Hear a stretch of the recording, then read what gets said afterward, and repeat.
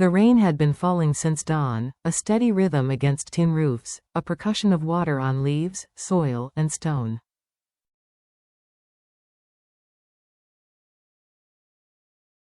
In the countryside, it was an ordinary storm.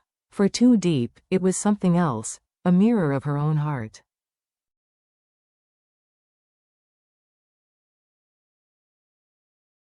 Inside her modest wooden home, the sound of rain was not just weather, it was a question, sharp and insistent. After everything, will James and I finally walk into a wedding that seals our love forever?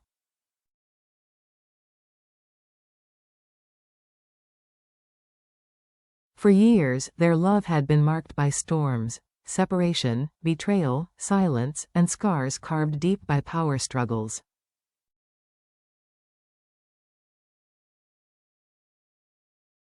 Yet here they were again, together against the odds.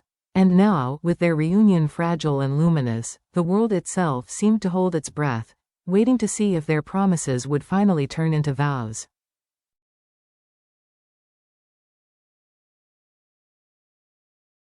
Quiet moments, unspoken ache.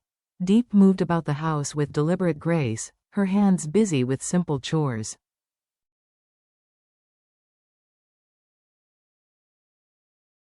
At her side toddled little Nay, a bright-eyed 3-year-old whose innocent chatter softened the edges of solitude.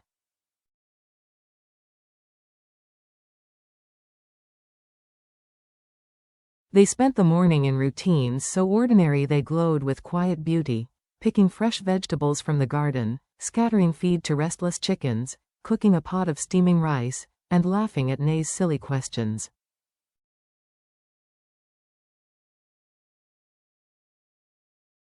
On the surface, these moments carried peace. But inside Diep's chest lingered a dull ache.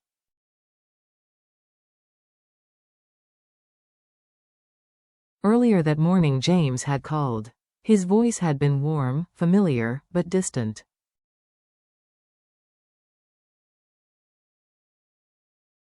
He said he could not return for several more days. Business. Paperwork, he explained.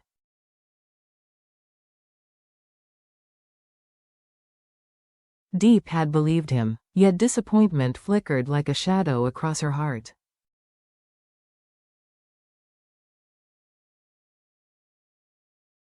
What she could not know was that at that very moment, James had already landed at Diep Airport.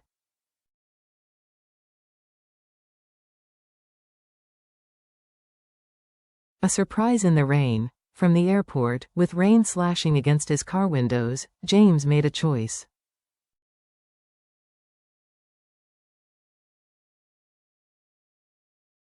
He could have gone straight to her. Instead, he wandered into a small clothing shop.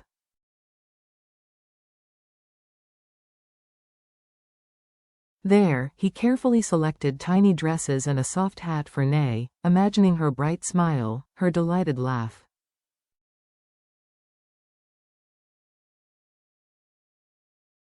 At a roadside flower stall, he picked a bouquet bursting with life, roses, lilies, and wildflowers bound together.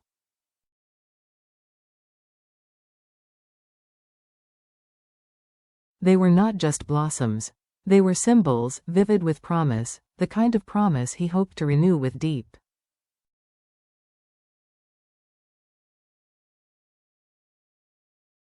By the time he arrived at her home, James was drenched.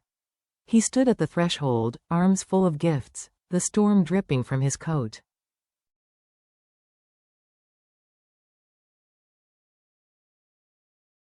Diep froze in shock. Just hours before, he had told her he would be away for days.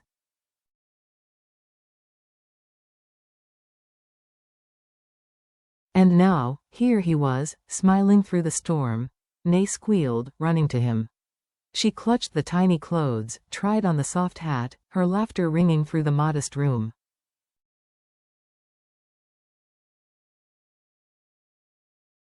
For the first time in weeks, the gray afternoon felt bright. Diep blinked back tears.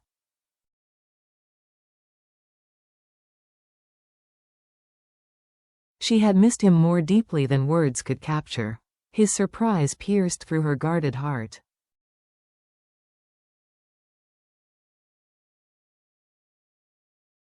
And for a fragile moment, the house felt like a family home, warm, alive, whole. But beneath the laughter, a heavier question stirred. What future awaited them?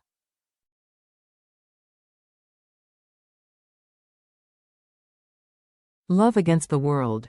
James, once the picture of control, a CEO carrying both power and scandal, sat now at a humble wooden table.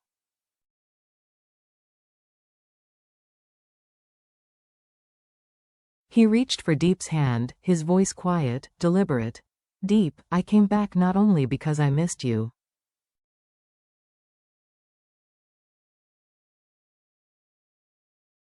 I want us to walk forward. No matter what storms come. I want the world to know you are mine.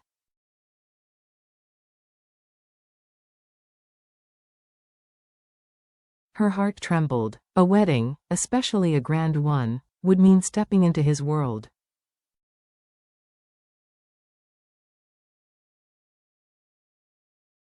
It would mean whispers in boardrooms, the cutting judgment of society, the sharp gaze of his wealthy family.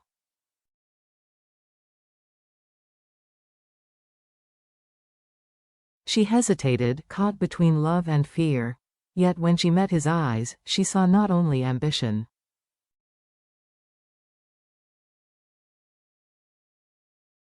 She saw devotion. Outside, the rain softened. The faint scent of blossoms drifted in through the open window.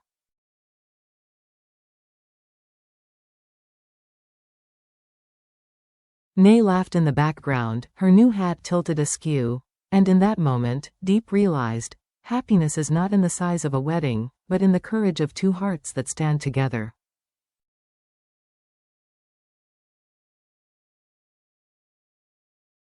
Still, the question loomed. Would they dare to make their promise grand and public, or keep it sacred, private, untouchable?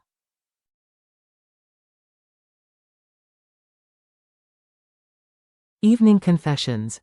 That night, a single lamp cast its golden glow over the room. James sat watching Diep clear the dishes.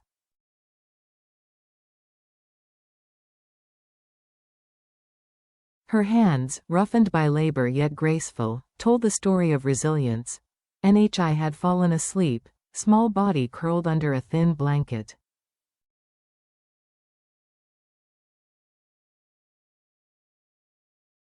The sight made James's chest ache. For this life, this simplicity, this family. Diep sat across from him, her gaze unflinching.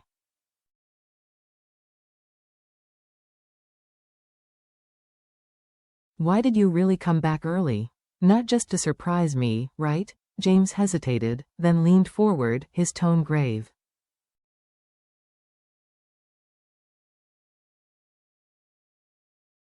You're right. It wasn't only for the surprise. Investors are pulling out. The company is in trouble.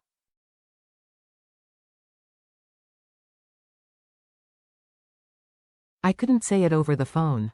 I needed to see you first. Diep's chest tightened.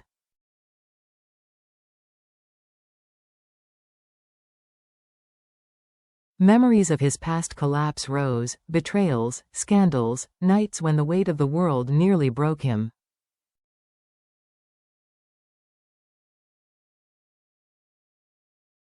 But this time, she didn't let him carry it alone. She reached across the table, gripping his hand firmly.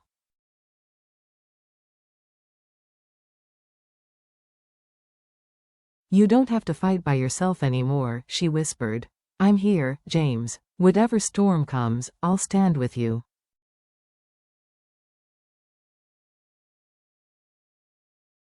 Her words cut deeper than any contract, steadier than any fortune. For James, they were an anchor.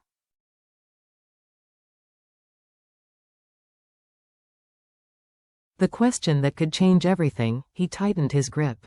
His voice was no longer that of a CEO, but of a man daring to be vulnerable.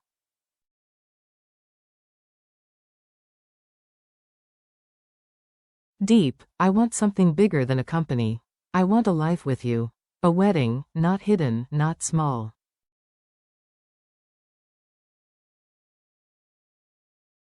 A wedding where everyone sees us together. Will you stand with me, no matter what people say?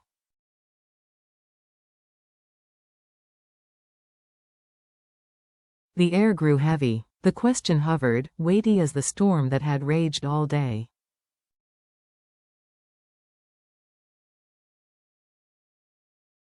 Diep lowered her gaze, her mind racing. A grand wedding would make her vulnerable.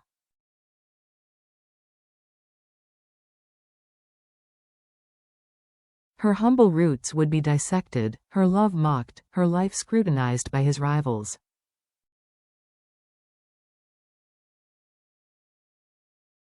She would become a target, but when she looked back into his eyes, her decision was clear.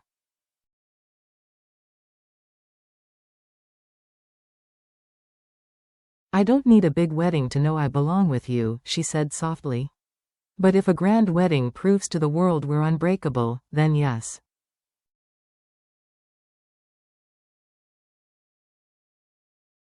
I'll do it. Relief swept over him. A rare smile spread across his face. For the first time in months, hope bloomed, not only for his company but for his heart.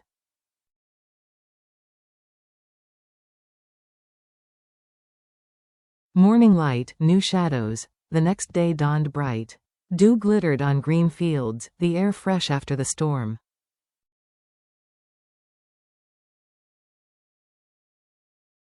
James woke not to boardroom alarms but to the sound of deep humming in the kitchen.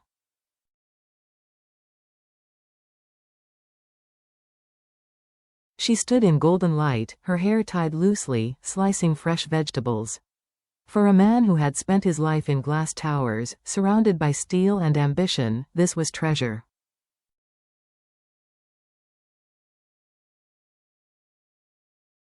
You should rest, she teased when she caught him watching.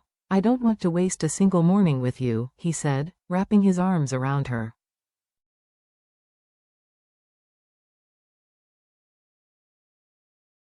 She blushed, laughing softly. You sound like you've been reading too many love stories.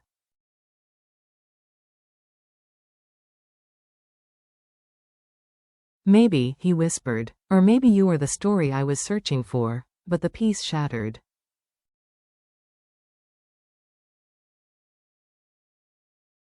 His phone buzzed sharply. Urgent messages. It's John, James admitted grimly. He's back.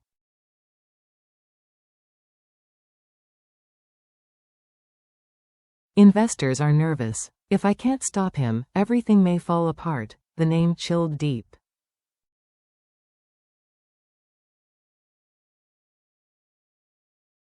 John, the man who had once nearly destroyed everything James had built. She gripped his hand.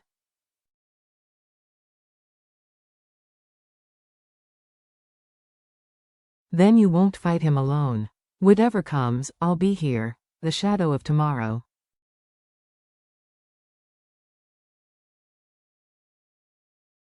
Her words lit a fire in him. But both knew the truth. The shadow of John was spreading again.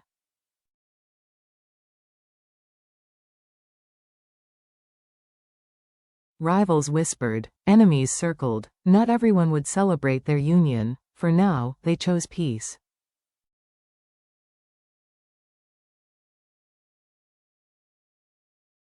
They cooked. They ate. They walked the wet fields with little Nay, laughing like a small family.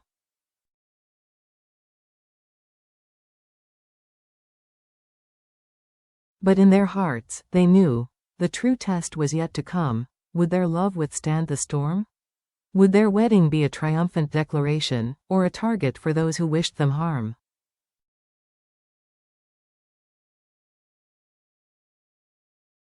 Lessons from their love. James and Diep's story is not just a romance. It is a lesson in survival, devotion, and courage.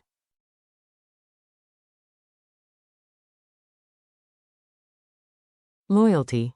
Standing together when the world conspires to tear you apart. Trust. Choosing each other even when betrayal lingers in memory.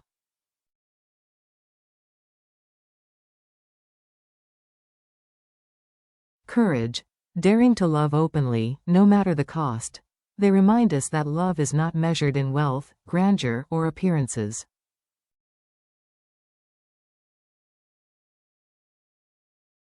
True love is tested in storms. It is built in the choice to stay, day after day, no matter the battles ahead.